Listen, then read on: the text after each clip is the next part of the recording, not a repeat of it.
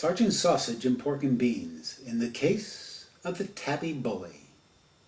It was a Thursday evening. The two cat detectives had spent the day cleaning their office. Pork and Beans was ready for a relaxing night. She was curled up on her favorite couch near the front window with a cup of warm tea and a rather large tray of scones and strawberry jam. Sergeant Sausage was busy writing in her journal.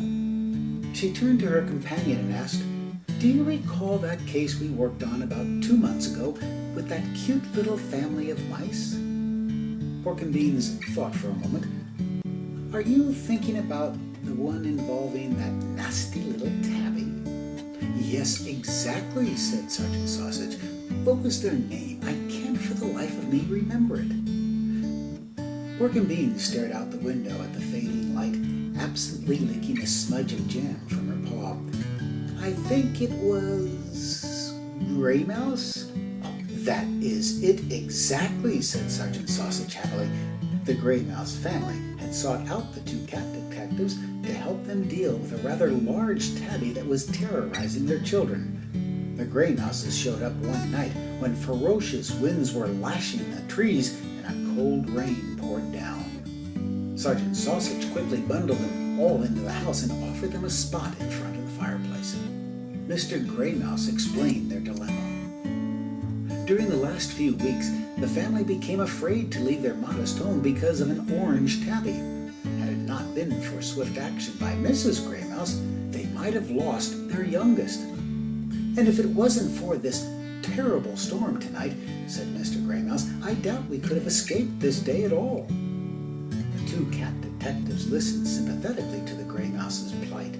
When they were done, Sergeant Sausage told them they could spend the night, and more importantly, that she would be happy to take their case.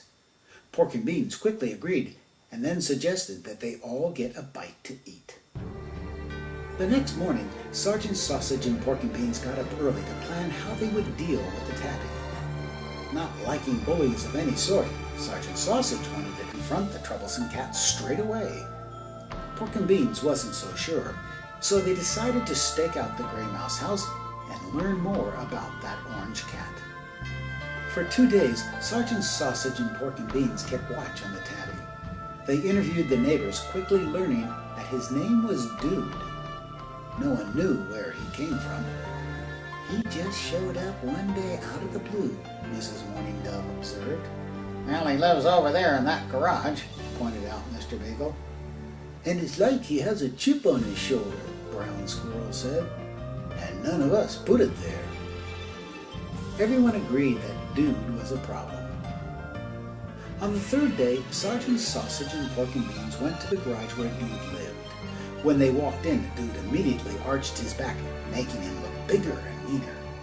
"What do you two want?" hissed Dude. "Well, we're here to talk with you about your behavior," said Pork and Beans calmly. Dude looked at the duo with his eyes slanting with menace. "You got nothing to talk with me about, you fat ton of lard," Dude snarled. Taken aback, Pork and Beans mumbled, "Why, I never—" But before she could finish, Dude leapt across the room at her. With lightning speed, Sergeant Sausage jumped to her companion's defense and slammed Dude back against the far wall of the garage. Stunned, Dude began to cry. Hey, you didn't have to do that. I wasn't going to really hurt her," he said through his tears. Sergeant Sausage stood over Dude, tail twitching and ears lying flat, and asked him, "What is your problem? Everyone in the neighborhood thinks you're a bully." Dude replied that he wasn't trying to be mean. He was new and afraid the others wouldn't like him. "So you put on this tough guy attitude and expect everyone to like you?" asked Pork and Beans. My dear young fellow, you must learn to treat others as you would like to be treated." "But I gotta protect myself," replied Dude. "Protect yourself from whom?" asked Sergeant Sausage. "Nobody here means you any harm. If you took time to meet your neighbors, you might find that they are an engaging group." Dude thought about what Sergeant Sausage said and offered to make amends for his behavior. The next day, the Gray Mouse family returned. Dude apologized and offered to escort the little mice to school. "That was one of our best efforts, wasn't it, dear Pork and Beans?" said Sergeant Sausage as she finished writing in her journals. Pork and Beans agreed. She curled up on the couch and dozed off, purring with contentment, dreaming of freshly baked hot cross buns.